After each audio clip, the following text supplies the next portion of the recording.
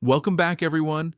Today we're diving into something that could fundamentally reshape how millions of Americans prepare for their golden years. Recent announcements from Washington have sparked a national conversation about retirement security. And honestly, the implications are far-reaching enough that every working person should understand what's being proposed. Let me start by setting the scene. During a high-profile White House ceremony just days ago, something unexpected happened. What began as a celebration of an extraordinary $6.25 billion philanthropic contribution turned into a policy preview that caught financial experts, economists, and everyday Americans completely off guard. President Trump was recognizing Michael and Susan Dell for their unprecedented donation to a new initiative called Trump Accounts for Kids. But midway through his remarks, he pivoted to something much broader, a potential overhaul of how working Americans save for retirement. And the inspiration? A system from the other side of the world that most people here have never heard of, Australia's superannuation program. If you're scratching your head right now, you're not alone. Superannuation isn't a term that comes up in everyday American conversations, but here's why it matters. In Australia, every employer is legally required to contribute 12% of each employee's wages into a dedicated retirement investment fund. This isn't optional. This isn't something you need to sign up for or negotiate. It's automatic, universal, and mandatory. Think about that for a moment. 12% of your salary, every single paycheck, flowing directly into an investment account that grows over your entire career. Employees can add additional contributions if they choose, but that baseline 12% happens whether you think about it or not. The money goes into professionally managed investment funds where it's exposed to stock markets, bonds, and other assets. Over decades, that compound growth has created something remarkable. Australia's superannuation system now holds over 4.3 trillion Australian dollars. That's roughly 3 trillion US dollars for a country with just 26 million people. To put that in perspective, that's about half the population of California generating retirement savings that rival entire national economies. Financial titans like BlackRock CEO Larry Fink have called Australia's system the gold standard of retirement planning. Treasury officials have studied it. Policy wonks have written papers about it. And now, apparently, it's caught the attention of the White House. Before we go further into what this might mean for working adults, let's understand the foundation being laid with younger generations.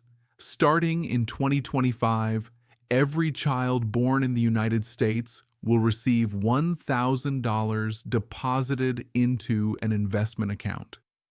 This money stays invested, growing through market returns until the child turns 18. At that point, they can use it for education expenses, purchasing a first home, or starting a business.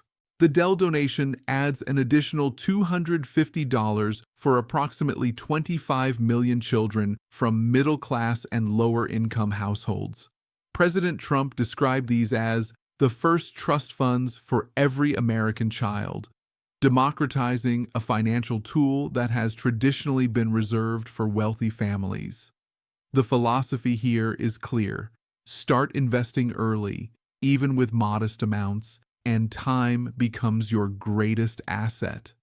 $1,000 invested at birth, growing at average market returns for 18 years, could become several $1,000s. And beyond the financial value, there's an educational component, introducing young people to investing, compound growth, and long-term financial planning from the very beginning. Now here's where it gets interesting. During that same ceremony, President Trump made a point of connecting these children's accounts to something larger. He said the administration is looking very seriously at extending this investment-based approach to the entire American workforce. He specifically referenced a certain Australian plan that people like. The message wasn't subtle. Children start with investment accounts. Working adults could get something similar. except funded primarily by employers.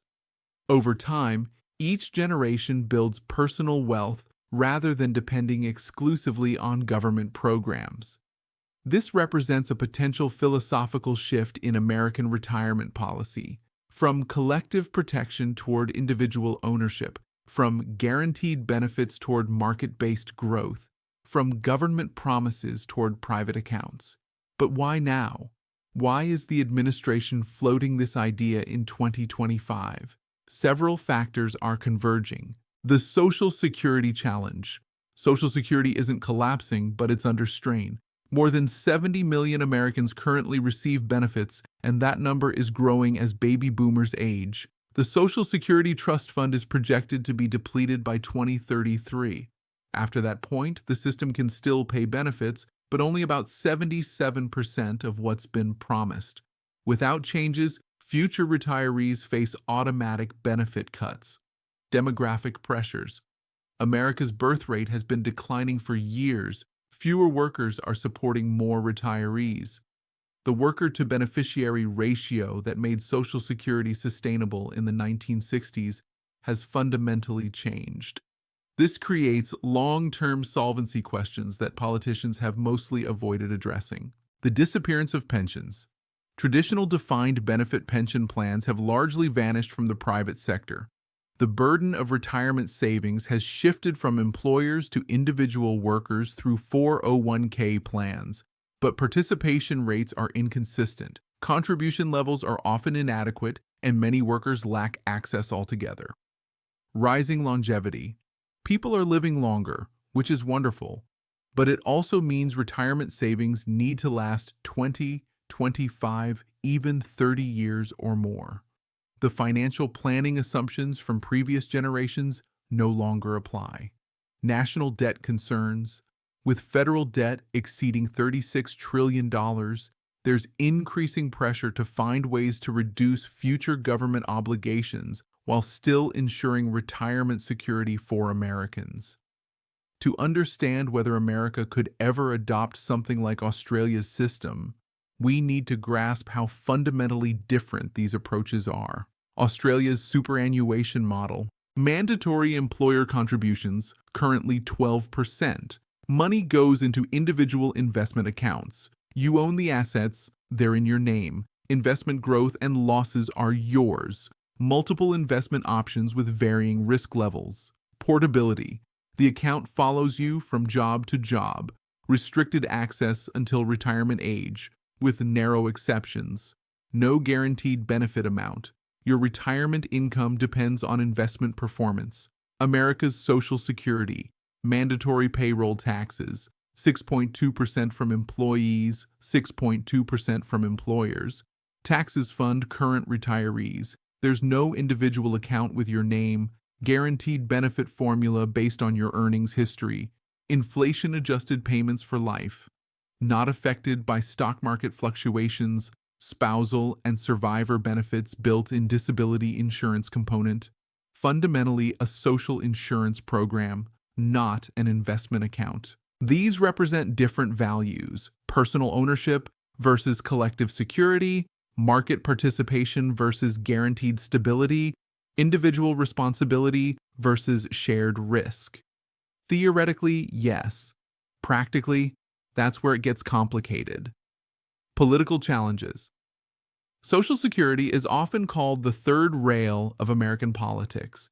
Touch it, and your political career dies. Any proposal that appears to replace or reduce Social Security faces enormous political opposition.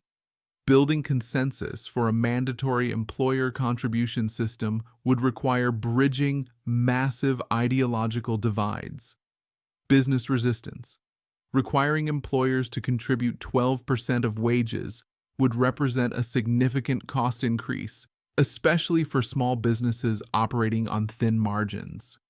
Business lobbying groups would likely mount fierce opposition unless phased in gradually with tax incentives. Implementation complexity. Australia built its system over decades with extensive regulatory infrastructure, consumer protections, and oversight mechanisms. The US would need to create entirely new administrative systems, establish investment standards, ensure fiduciary oversight, and protect workers from fraud. Healthcare coordination. Australia has universal healthcare, which simplifies retirement planning. Americans must navigate Medicare, Medicare Advantage, Medigap policies, prescription drug coverage, and long-term care costs.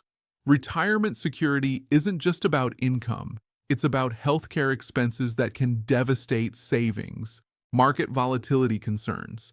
Investment accounts fluctuate. Someone planning to retire in 2008 saw their 401k crater during the financial crisis. Someone retiring in 2022 faced a brutal stock market decline. Social Security doesn't drop 30% in a bad year.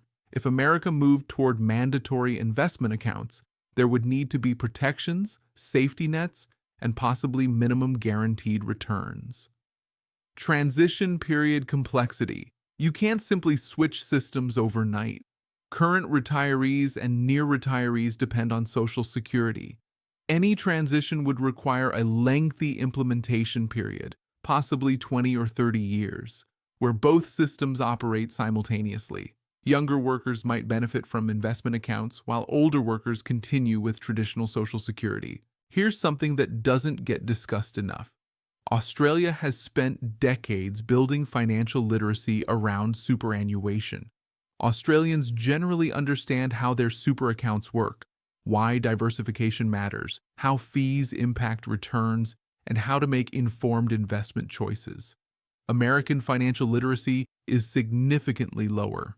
Surveys consistently show that many people don't understand compound interest, don't know how their 401k works, can't explain the difference between stocks and bonds, and have no idea what expense ratios are costing them. If the US ever moved toward mandatory investment accounts, we would need a massive public education campaign. School curricula would need to include investment basics. Employers would need to provide better guidance. The government would need to offer clear, accessible resources. Without this foundation, you risk creating a system where people make poor choices that devastate their retirement security. The impact of any retirement reform would vary dramatically by age. Young workers, 20s to 30s, could potentially benefit the most from a superannuation-style system. Decades of compound growth could generate substantial retirement wealth. However, they'd also bear market risk and would need strong financial education. Mid-career workers, 40s to 50s, face the most uncertainty. Too late to fully benefit from a new system, too early to be grandfathered into the old system. Any transition would need to address this group carefully, perhaps with hybrid benefits. Near retirees, 60s, would almost certainly remain in the current Social Security system. Switching them to investment accounts would be impractical and potentially devastating if markets declined near their retirement date. Current retirees, no change. Social Security benefits already being paid would continue unchanged. Any reform would apply only to future benefits. Australia isn't the only country with innovative retirement systems. Let's briefly look at others. Chile pioneered mandatory private retirement accounts in the 1980s, but has faced criticism for inadequate benefits and high inequality. The system has undergone significant reforms. Singapore uses mandatory contributions to the Central Provident Fund, which covers retirement, healthcare, and housing. Highly successful, but operates in a very different political and economic context. Switzerland combines public pensions with mandatory employer-sponsored occupational pensions and voluntary private savings, a three-pillar system that provides strong retirement security. Netherlands has one of the world's best pension systems, combining state pensions with near-universal occupational pensions that are well-regulated and adequately funded. The lesson? There's no one-size-fits-all solution. What works in Australia's economy with its specific demographics, political culture, and social safety net might not translate directly to America's very different context. If America adopted mandatory employer contributions to investment accounts, the economic ripple effects would be enormous. Capital markets, trillions of dollars flowing into investment markets could drive sustained economic growth, increase market liquidity, and potentially boost valuations. Business costs, employer contributions would represent a significant expense increase, potentially affecting hiring decisions, wage growth, and business formation. Government finances, reduced future Social Security obligations could help with long-term budget challenges, but transition costs would be substantial. Income inequality. Investment-based systems tend to benefit higher earners more than lower earners, potentially widening retirement security gaps unless carefully structured with protections. Financial industry. Asset management firms, brokerages, and financial advisors would see massive business expansion, raising questions about conflicts of interest and fiduciary standards. Right now, this is still in the exploratory phase. The Trump accounts for kids are officially moving forward. The broader retirement reform is being studied, discussed, and debated, but no legislation has been proposed.